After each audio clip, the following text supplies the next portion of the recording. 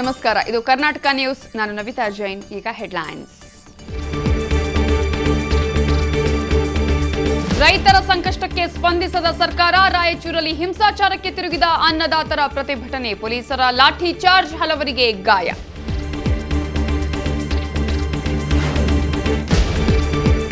ವಾರ ಕಳೆದರೂ ಪತ್ತೆಯಾಗದ ಬಳ್ಳಾರಿ ಅಧಿಕಾರಿ ಇಬ್ರಾಹಿಂ ತಂದೆಯಿಂದ ಜಿಲ್ಲಾಧಿಕಾರಿಗೆ ಮನವಿ, ಒಡಿಶಾ ಸರ್ಕಾರದಿಂದ ವರದಿ ಕೇಳಿದ ಗೃಹ ಸಚಿವರು.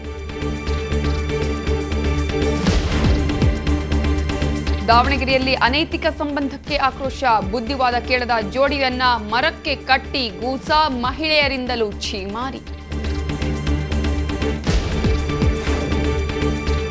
ಮೈಸೂರು ಚಿತ್ರವನ ಫಾರ್ಮ್ನಲ್ಲಿ ಕಾಡಾನೆಗಳ ಹಾವಳಿ, ತುಮಕೂರಿನಲ್ಲೂ ಬೀಡು ಬಿಟ್ಟ ಪುಂಡಾನೆ ಹಿಂಡು, ಗಜಪಡೆ ಕಾಡಿಗಟ್ಟಲು ಅರಣ್ಯ ಇಲಾಖೆ ಹರಸಾಹಸ.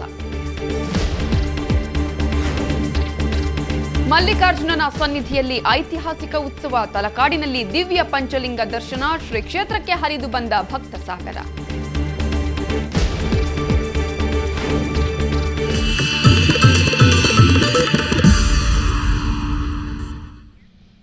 ಸರ್ಕಾರ ರೈತರ ಸಮಸ್ಯೆಗಳನ್ನು ಬಗೆಹರಿಸಲು ವಿಫಲ ಆಗ್ತಾ ಇದೆ. ಪರಿಣಾಮ ರಾಜ್ಯಾದ್ಯಂತ ಪ್ರತಿಭಟನೆಗಳು ಭುಗಿಲೇಳ್ತಾ ಇವೆ. ಇವತ್ತು ರಾಯಚೂರಿನಲ್ಲಿ ವಿವಿಧ ಬೇಡಿಕೆಗಳಿಗೆ ಆಗ್ರಹಿಸಿ ರೈತರು ನಡೆಸ್ತಾ ಇದ್ದ ಪ್ರತಿಭಟನೆ ಹಿಂಸಾಚಾರಕ್ಕೆ ತಿರುಗಿದೆ. ಕರ್ನಾಟಕ ಪ್ರಾಂತ ರೈತ ಸಂಘದ ವತಿಯಿಂದ ನಗರದ ಡಿಸಿ ಕಚೇರಿಯ ಮುಂದೆ ರೈತರು ಪ್ರತಿಭಟನೆ ಮಾಡ್ತಾ ಇದ್ರು. ಈ ವೇಳೆ ಕಿಡಿಗೇಡಿಗಳು ಕಲ್ಲು ತೂರಾಟವನ್ನ ನಡೆಸಿದ್ದಾರೆ. ಘಟನೆಯಲ್ಲಿ ಹಲವರು ಗಾಯಗೊಂಡಿದ್ದು, ಪರಿಸ್ಥಿತಿ ನಿಯಂತ್ರಣಕ್ಕೆ ಪೊಲೀಸರು ಲಾಠಿ ಚಾರ್ಜ್ ನಡೆಸಿದ್ದಾರೆ. ಮಹಿಳೆಯರಿಗೂ ಪೊಲೀಸರು ಲಾಠಿ ರುಚಿ ತೋರಿಸಿದ್ದು ಹಲವರನ್ನ ವಶಕ್ಕೆ ಪಡೆದಿದ್ದಾರೆ.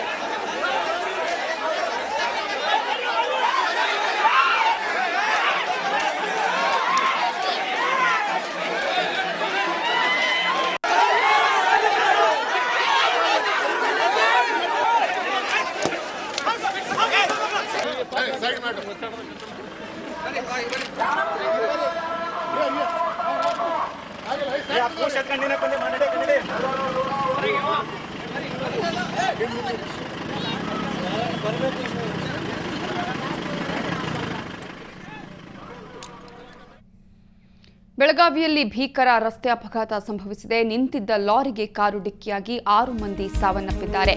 ಮಹಂತೇಶ್ ನಗರದ ಸೇತುವೆ ಬಳಿ ಈ ಘಟನೆ ನಡೆದಿದೆ.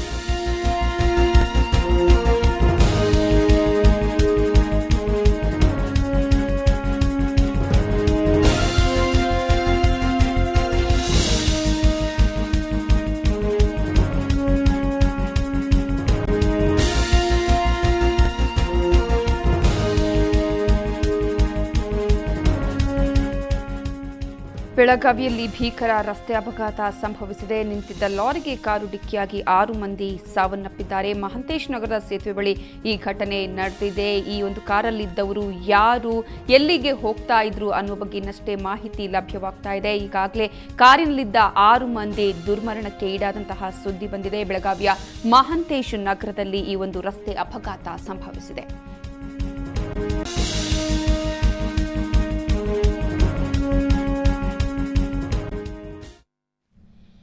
ಮಾಜಿ ಸಚಿವ ಉಮೇಶ್ ಕತ್ತಿ ಹಾಗೂ ಮುಖ್ಯಮಂತ್ರಿ ಸಿದ್ದರಾಮಯ್ಯ ಮಧ್ಯೆ ಸಕ್ಕರೆ ಗಲಾಟೆ ಜೋರಾಗಿದೆ. ಕಬ್ಬಿಗೆ 2,500 ರೂಪಾಯಿ ಬೆಂಬಲ ಬೆಲೆ ನೀಡುವ ವಿಚಾರದಲ್ಲಿ ಕತ್ತಿ ಹೇಳಿಕೆಗೆ ಸಿಎಂ ಖಾರವಾಗಿ ಪ್ರತಿಕ್ರಿಯೆ ಕೊಟ್ಟಿದ್ದಾರೆ.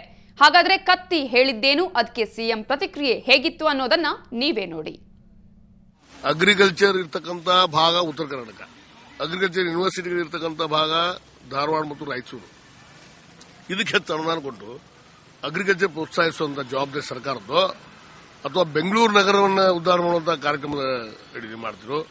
ಈ ರೀತಿ ತೀರ್ಮಾನ ತೆಗೆದುಕೊಂಡಾಗ ನಾವು ಉತ್ತರ ಕರ್ನಾಟಕ ಪ್ರತ್ಯೇಕ ರಾಜ್ಯ ಬಗ್ಗೆ ಚರ್ಚೆಗಳಿಗೆ ಇಡಬೇಕಾಗ್ತದೆ, ಬೇಡಿಕೆ ಇಡಬೇಕಾಗ್ತದೆ. ಅದರಲ್ಲಿ ಹಿಂಸರು ಪ್ರಶ್ನೆ ಇಲ್ಲ. ನನ್ನ ಭಾಗ, ನನ್ನ ಜಲ, ನೆಲ, ಅದಕ್ಕೆ ಹೋರಾಟ ಮಾಡಲೇಬೇಕಾಗ್ತದೆ. ಅಖಂಡ ಕರ್ನಾಟಕ ಮಾಡಿದವರು ಉತ್ತರ ಕರ್ನಾಟಕದವರೇ.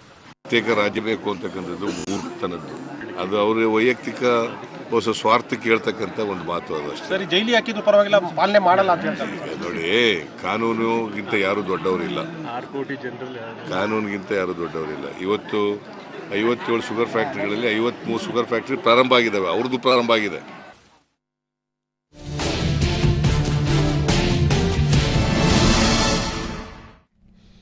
ಬಳ್ಳಾರಿ ಮೂಲದ ಅಧಿಕಾರಿ ಭುವನೇಶ್ವರದಲ್ಲಿ ನಾಪತ್ತೆಯಾಗಿ ವಾರ ಕಳೆದಿದೆ. ಆದರೂ ಸರ್ಕಾರ ಪ್ರಕರಣವನ್ನು ಗಂಭೀರವಾಗಿ ಪರಿಗಣಿಸದೇ ಇರೋದು ಇಬ್ರಾಹಿಂ ಕುಟುಂಬದವರ ಆಕ್ರೋಶಕ್ಕೆ ಕಾರಣವಾಗಿದೆ.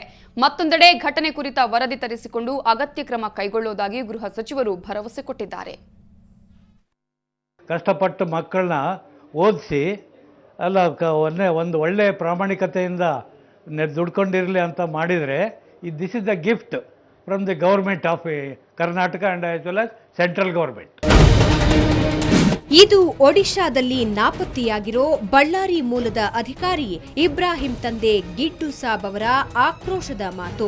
ಒಡಿಶಾದಲ್ಲಿ ಮೈನಿಂಗ್ ಅಧಿಕಾರಿಯಾಗಿದ್ದ ಮಗ ನಾಪತ್ತೆಯಾಗಿ 7 ದಿನ ಕಳೆದರೂ ಯಾವುದೇ ಮಾಹಿತಿ ಸಿಗದೆ ಕಂಗಾಲಾಗಿದ್ದಾರೆ. ಬಳ್ಳಾರಿಯ ಸಂಡೂರಿನ ಈ ಮನೆಯಲ್ಲಿ ಸ್ಮಶಾನ ಮೌನ ಆವರಿಸಿದೆ. ಇಬ್ರಾಹಿಂ ಪತ್ನಿಯಂತೂ ಮಾತನಾಡಲಾಗದಂತಹ ಪರಿಸ್ಥಿತಿ ನಿರ್ಮಾಣವಾಗಿದೆ.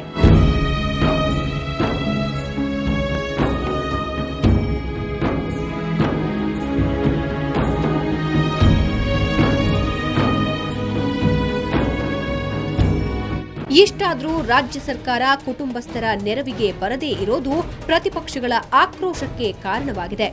ಜೊತೆಗೆ ಈ ವಿಷಯವನ್ನು ಸಂಡೂರು ಶಾಸಕ ತುಕಾರಾಂ ಪ್ರಸ್ತಾಪಿಸಿದ್ರು. ರಾಜ್ಯ ಸರ್ಕಾರ ಆದಷ್ಟು ಬೇಗ ಇಬ್ರಾಹಿಂ ಪತ್ತೆಗೆ ಕ್ರಮ ಕೈಗೊಳ್ಳಬೇಕು ಅಂತ ಆಗ್ರಹಿಸಿದ್ರು.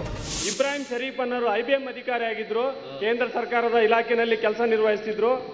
ಇವರು ಒರಿಸ್ಸಾ ರಾಜ್ಯದಲ್ಲಿ ಭುವನೇಶ್ವರದಲ್ಲಿ 25/11/2013 ಅಂದ್ರೆ ಹೋದ ತಿಂಗಳಿನಲ್ಲಿ ಕಾಣೆಯಾಗಿದ್ದಾರೆ. ಆಫೀಸಿಗೆ ಹೋಗ್ತೀನಿ ಅಂತ ಕಾಣೆಯಾಗಿದ್ದಾರೆ. ಮಾನ್ಯ ಅಧ್ಯಕ್ಷರೇ, ದಯಮಾಡಿ ಆ ಕುಟುಂಬ ಬಹಳ ಆತಂಕದಲ್ಲಿದ್ದಾರೆ. ದಯಮಾಡಿ ನಮ್ಮ ರಾಜ್ಯ ಸರ್ಕಾರದಿಂದ ಆ ಕುಟುಂಬಕ್ಕೆ ನ್ಯಾಯ ಒದಗಿಸಿಕೊಡ್ಬೇಕು ಅಂತೇಳಿ ತಮ್ಮ ಮೂಲಕ ಗೃಹ ಸಚಿವರಲ್ಲಿ ಕೇಳಬಯಸ್ತೀನಿ. ತುಕಾರಾಂ ಆಗ್ರಹಕ್ಕೆ ಪ್ರತಿಕ್ರಿಯಿಸಿದ ಗೃಹ ಸಚಿವ ಜಾರ್ಜ್, ಈ ಬಗ್ಗೆ ಕ್ರಮ ಕೈಗೊಳ್ಳುವುದಕ್ಕೆ ಪೊಲೀಸರಿಗೆ ಸೂಚಿಸಲಾಗಿದೆ. ಅಗತ್ಯವಿದ್ರೆ ಅಧಿಕಾರಿಗಳನ್ನ ಒಡಿಶಾಗೆ ಕಳುಹಿಸಿಕೊಡುವುದಾಗಿ ಹೇಳಿದ್ರು. ನಾನು ನಮ್ಮ ಹೋಮ್ ಸೆಕ್ರೆಟರಿಗೆ ಮತ್ತು ನಮ್ಮ ADGP ಇಂಟೆಲಿಜೆನ್ಸ್ ಅವರಿಗೆ ಒರಿಸ್ಸಾ ಸರ್ಕಾರದೊಟ್ಟಿಗೆ ಮತ್ತು ಅಧಿಕಾರಿಗಳೊಟ್ಟಿಗೆ ಸಂಪರ್ಕ ಮಾಡಿಬಿಟ್ಟು ನಮ್ಮ ಕೈಯಿಂದ ಏನಾಗ್ತದೆ ಅದನ್ನೆಲ್ಲ ಮಾಡಲಿಕ್ಕೆ ಅವರೊಟ್ಟಿಗೆ ಮಾತಾಡಿಬಿಟ್ಟು ಮಾಡಲಿಕ್ಕೆ ಈಗಾಗಲೇ ಹೇಳಿದ್ದೇನೆ. ಇಬ್ರಾಹಿಂ ನಾಪತ್ತೆ ಬಗ್ಗೆ ಸುವರ್ಣ ನ್ಯೂಸ್ ಕಳೆದ ಕೆಲವು ದಿನಗಳಿಂದ ಈ ಬಗ್ಗೆ ಚರ್ಚೆ, ವರದಿ ಮಾಡುತ್ತಿದೆ. ಸದ್ಯ ಸದನದಲ್ಲೂ ಈ ಬಗ್ಗೆ ಪ್ರಸ್ತಾಪವಾಗಿದೆ. ಇನ್ನಾದರೂ ಸರ್ಕಾರಗಳು ಇಬ್ರಾಹಿಂ ಪತ್ತೆಗೆ ಗಂಭೀರ ಪ್ರಯತ್ನ ಮಾಡುತ್ತವಾ ಅನ್ನೋದನ್ನ ಕಾದು ನೋಡಬೇಕು. ಬ್ಯೂರೋ ರಿಪೋರ್ಟ್, ಸುವರ್ಣ ನ್ಯೂಸ್. ಭುವನೇಶ್ವರದಲ್ಲಿ ನಾಪತ್ತೆಯಾಗಿರೋ ಮಗನನ್ನ ಹುಡುಕಿ ಕೊಡುವಂತೆ ಇಬ್ರಾಹಿಂ ಶರೀಫ್ ತಂದೆ ಬಳ್ಳಾರಿ ಡಿಸಿಗೆ ಮನವಿ ಮಾಡಿದ್ದಾರೆ. ಒಂದು ವಾರಿಂದ ನಾಪತ್ತೆಯಾಗಿದ್ದಾರೆ ಅಂತ ನಮಗೆ ಸುದ್ದಿ ಬಂದಿದೆ.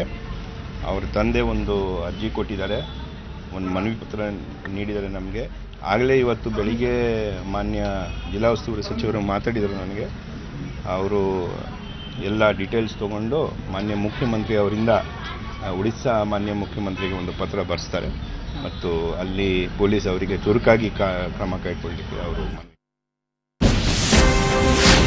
ಯಾರು ಸೃಷ್ಟಿಸಿದ ಖೈದಿಗಳ ಹಾಡು ಪಾಡು ತಂದ ಬ್ಯಾರದೇನೆ ಇರಲಿ ಒಂದೇ ಒಂದು ಕಿಂಡಿ ಕೋಡು ಗಾಳಿ ಬೆಳಕು ಬರಲಿ. ಸಿನಿ ಮ್ಯಾಗಝೈನ್ ಇಂದು ರಾತ್ರಿ 7:30ಕ್ಕೆ. ಈಗೊಂದು ಚಿಕ್ಕ ಬ್ರೇಕ್ ಆದ್ಮೇಲೆ ಮತ್ತೆ ಕರ್ನಾಟಕ ನ್ಯೂಸ್.